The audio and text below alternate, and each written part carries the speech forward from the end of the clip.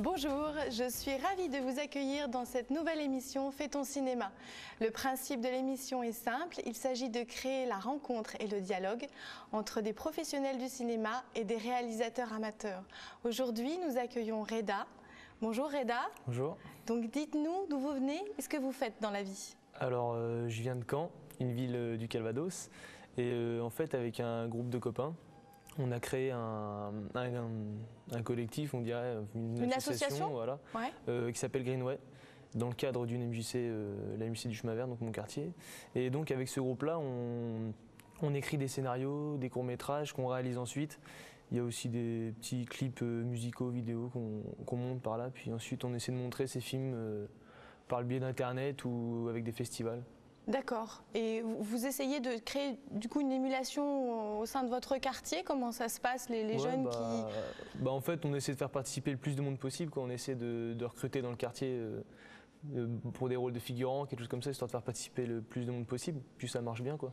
Donc ça fédère en fait finalement tout un quartier voilà, quoi, autour de projets audiovisuels. C'est ça. Donc comme ce qu'on va voir dans votre court-métrage qui s'intitule Je suis pas et qui dure en totalité 16 minutes je crois. Ouais, c'est ça. Ouais. Donc nous allons voir effectivement un extrait. Donc je vous propose un extrait tout de suite de Je suis pas. Les chiffres parlent, 73% de la population estime que les Arabes sont des voleurs à l'étalage.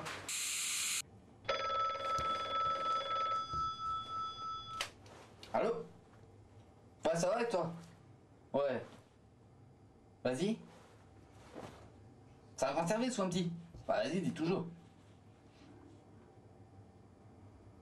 Non? Et de toute façon, tu sais que je suis pas turc. Non, j'ai pas de matériel, non. Non, j'ai pas de ciment non plus. Non mais... Vas-y, appelle quelqu'un d'autre là. Je suis pas turc. Je suis pas turc, laisse-moi tranquille. Je suis en train de faire quelqu'un là. Ta gueule. Alors aujourd'hui, on est devant une église et je vais rentrer avec un poste avec du NTM à fond. Parce que moi, je suis pas un PD.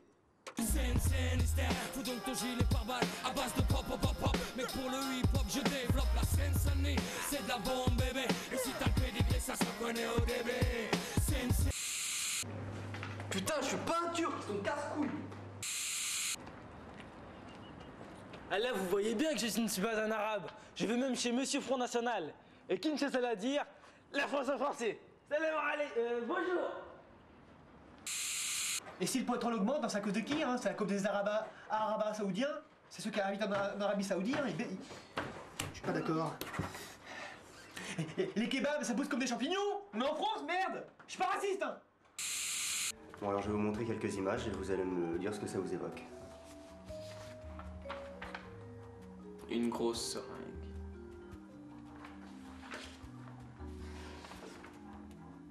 Des centaines de rails de coke. Par là, comme on peut le constater, malgré les apparences, un curé, ça court vite. Mais bon, j'ai pris une photo souvenir parce que je suis pas un PD, tu vois. Plus de profil. Merci.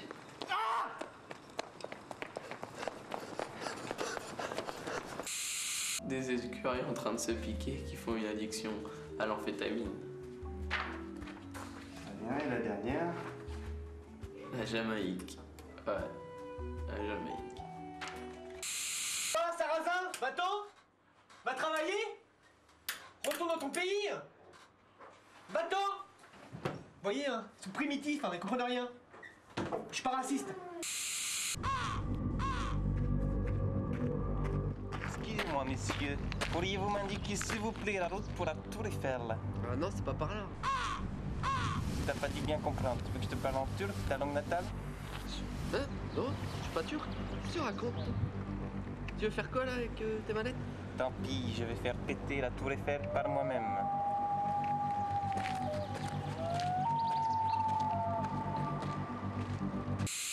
Allons enfants de la patrie. Elle est vraiment bonne, ta sœur. Ah, laissez! Bah viens, qu'est-ce que t'as?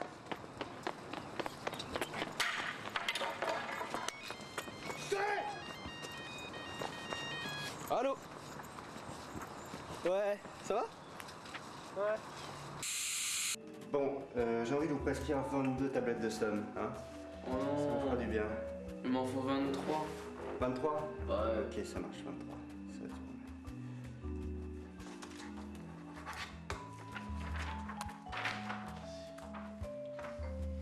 Oui. Je suis pas un drogué. Bonjour. Bonjour. Vous avez besoin de quelque chose? Ouais, je voudrais du porc, s'il vous plaît. Du porc? Ouais, parce que j'aime bien le porc.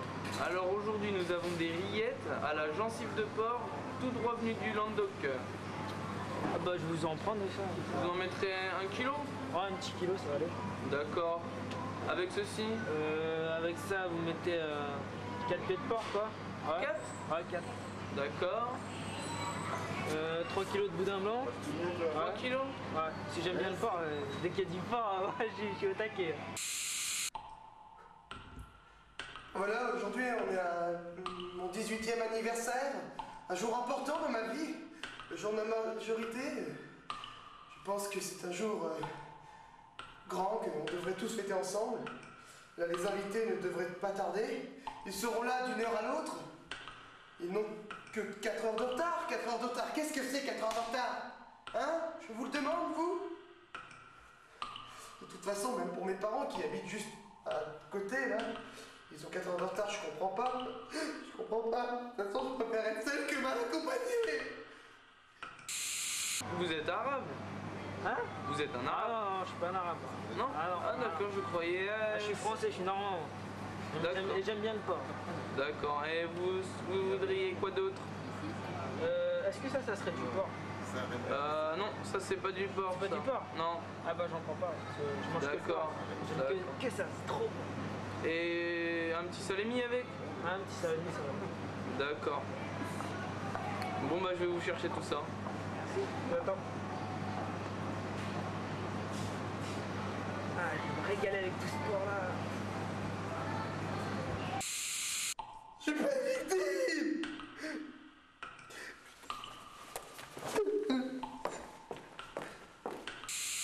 Ouais. Ouais.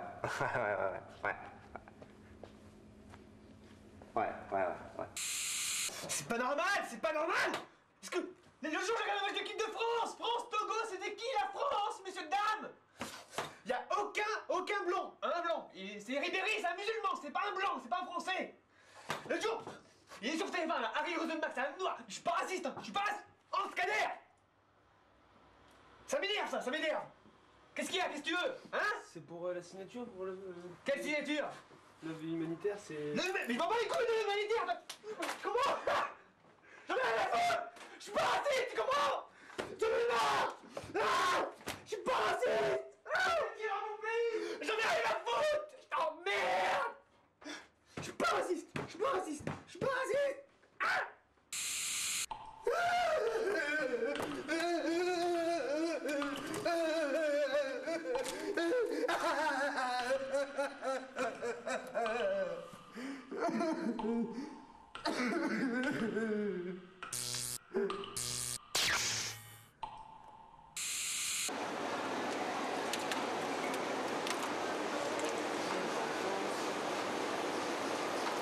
Non mais je croyais que c'était du porc, c'est pour ça.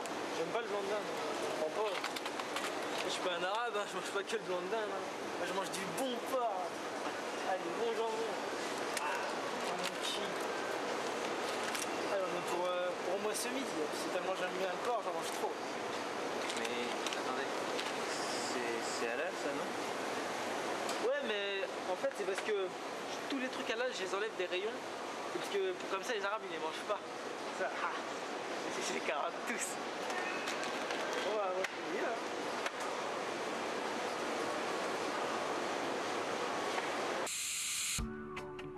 Je suis pas un tox. Ça c'est bon ça. Anime, je suis crame.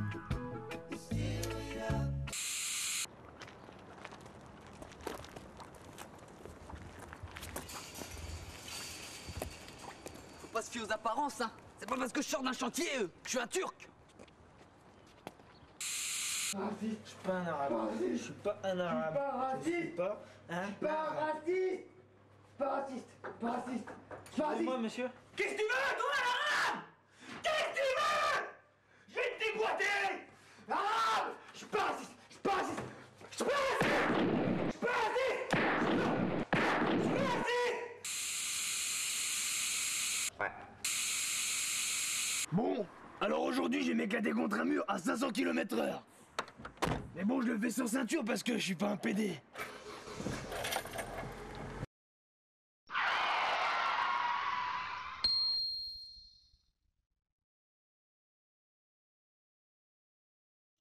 Donc Reda, nous venons de découvrir votre court-métrage, très drôle. Moi j'ai aimé, j'ai adoré, j'ai beaucoup rigolé. Et puis pour vous aider à co-réaliser Dominique, que nous accueillons sur le plateau, qui est encadrant à la MJC, donc à Caen.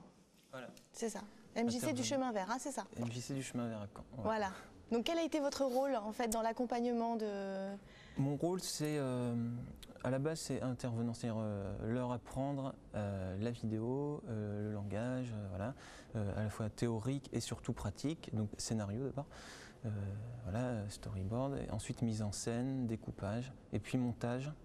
Voilà. Donc, toutes les étapes de l'écriture à la réalisation jusqu'à la diffusion technique, même, y compris jusqu'à la diffusion. Sur Dailymotion, voilà, comment compresser une vidéo, comment, etc. Voilà, ça c'est mon rôle à la base, et puis de plus en plus, parce que voilà, il y a des affinités qui se créent. Voilà, j'ai commencé un peu à co-réaliser avec eux, essayer de voilà. Donc en fait, c'est de plus en plus collectif. Il n'y a pas de rôle vraiment. D'accord, il n'y a pas de rôle vraiment défini. Mais l'idée de je suis pas, l'idée de départ en fait, qui est-ce qui l'a eu? Comment elle est arrivée cette idée? Le but, c'est un exercice pratique, donc avec une contrainte. La contrainte était un plan séquence. Voilà. D'accord. Donc un plan qui se suit, pour voilà. que tout le monde comprenne, un plan qui se suit du début à la fin, qui n'est pas coupé, voilà. qui n'est pas monté. Tout se passe dans ce plan-là et il n'y a pas de montage. D'accord, voilà. D'accord. Et alors l'idée des personnages, comment elle est venue? Chacun a amené son personnage Bah, on s'est mis autour d'une table et puis on s'est dit bon, faut trouver des personnages, j'ai envie de dire farfelus. Donc chacun s'est approprié un personnage. Moi j'ai pris, je suis pas un PD. Ouais. Et donc. Cet aviateur un peu fou là. Voilà. Cascadeur. Cascadeur. Et puis donc on a essayé de développer chacun le rôle, chacun de son côté, quoi. Donc par exemple pour Je suis pas un arabe, il a essayé de trouver ses scènes à lui, ses situations. Pareil pour le raciste, pareil pour moi, quoi. D'accord.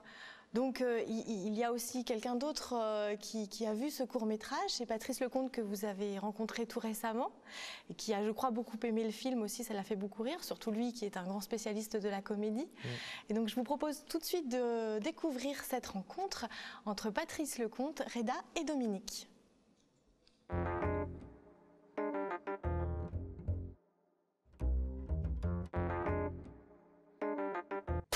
Bonjour, je m'appelle Bruno et aujourd'hui je montre à la France entière que la vie c'est pas un long fleuve tranquille, tu vois. Moi, ce qui m'a tapé dans l'œil, ce qui m'a plu tout de suite, immédiatement, c'était ce concept, cette idée, cette seule idée. Je suis pas. Point de suspension, je suis pas ceci, je suis pas cela, etc. Donc c'est une idée, une seule, mais elle est bonne. Donc c'est mieux de faire un court-métrage avec une seule idée, à condition qu'elle soit bonne. En plus, c'est une idée, une seule, mais qui est une idée drôle. Et j'ai souvent remarqué que dans les courts-métrages, plus que dans les longs-métrages de fiction, etc., mais dans les courts-métrages, ce qui était quand même le plus payant, c'était l'humour, quoi. Et là, je trouve ça vachement efficace, quoi. Parce que vous avez le talent de faire marrer avec des choses avec lesquelles d'habitude on ne se marre pas.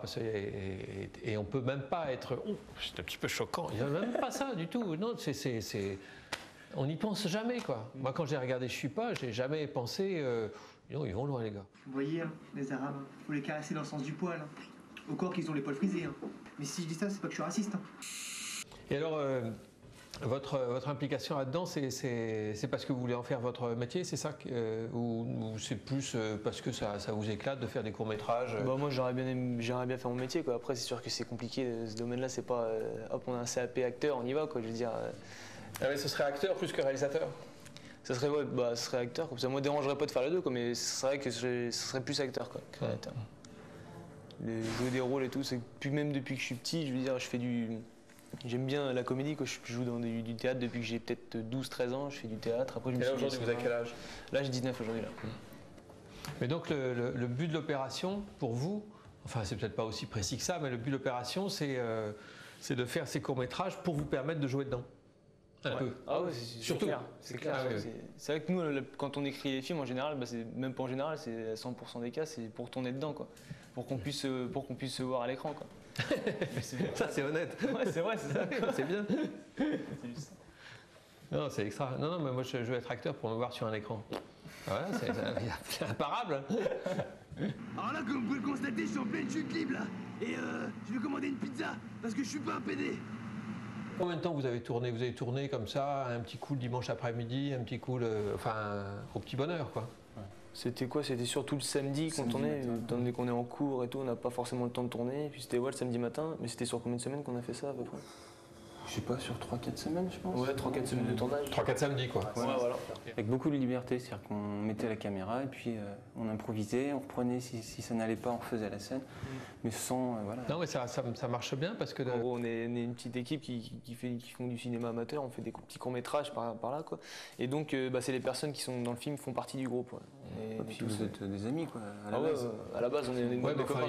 Ils pourraient être des amis et jouer comme des brels aussi, alors que c'est des copains, ils jouent bien. Il y a beaucoup de liberté dans le jeu, mais beaucoup d'efficacité. Et c'est vraiment un compliment, c'est que, sinon on ne serait pas là, hein. Mais c'est que vraiment, c'est très hirsute, très déconneur, très potage, enfin voilà, c'est vraiment marrant, efficace. Mais en même temps, c'est assez rigoureux, c'est-à-dire que ça ne part pas dans tous les sens, avec tout est bon, allez, on y va. C'est-à-dire qu'il y a une vraie... Il y a une vraie rigueur dans l'économie du gag, dans l'utilisation du plan séquence, d'être sur un seul plan et un seul, et que tout soit raconté dans le plan, c'est vachement bien. C'est peut-être l'absence de moyens qui impose ça, mais moi j'ai toujours pensé que les contraintes étaient un très bon moteur de la création. Enfin, c'était vraiment l'objectif de l'atelier. On avait dit des contraintes. Les contraintes sont celles-ci, donc un plan unique, un temps unique aussi. Je vois assez souvent des courts-métrages, des premiers films, des films qui ne bénéficient pas de beaucoup de moyens. Et certains réalisateurs qui font ces premiers films font comme s'ils allaient réaliser le Titanic, quoi. Alors qu'ils ont à peine les moyens de tourner un gros plan d'œuf sur le plat. Et quand les moyens dont on dispose ne se superposent pas idéalement avec ce qu'on va raconter, ça merde tout le temps. Non, je trouve ça vraiment bien. Alors ce qui m'embêterait, mais je ne veux pas être un oiseau de mauvais augure, ce qui m'embêterait, c'est que maintenant c'est que vous preniez au sérieux pour faire d'autres films, quoi. Ça serait assez terrible. Il n'y a pas de danger. Bon, je ne sais pas, non, je connais pas. Oui, mais bon, il faut être vigilant. Il faut surtout avoir des amis très proches qui ont un peu de recul sur ce qu'on est. Un ami très proche qui un beau jour peut vous mettre la main sur l'épaule et disant « Attends, arrête, là tu déconnes ». Et qu'on puisse écouter ça. Il y a une seule notion qui est une valeur or, je trouve, c'est la notion de plaisir. Il n'y a pas mieux comme baromètre pour savoir si on a raison de faire ou pas faire. Les quelques fois où j'ai oublié ça, je me suis cassé la gueule, quoi. Ça dit, j'ai fait des choses avec grand plaisir et qui sont cassées la gueule aussi, ça c'est... ça n'empêche pas, hein, mais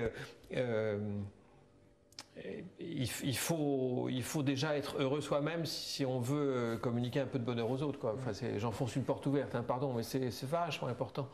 Est-ce que vous avez encore du plaisir à faire de votre cinéma? J'ai l'impression que c'est de plus en plus difficile, non pour moi en tout cas, hein, non pas de faire du cinéma, mais de faire entre guillemets mon cinéma. Le cinéma est fait pour épater les gens, pour leur proposer des trucs qu'ils n'ont jamais vus, pour les laisser sur le cul, quoi. Et surtout pas pour renéoter des trucs formatés. Et avec les partenaires financiers, les chaînes de télé surtout, on a de plus en plus de mal à imposer des choses furieusement originales. Des choses dont les chaînes de télé disent souvent ça va pas plaire au public, notre public. Et ils en savent quoi? Que ça va plaire ou pas plaire. Pour prolonger cette rencontre, nous accueillons Laurent Charles, qui est professeur, bonjour, à l'Université Lumière Lyon 2, en cinéma.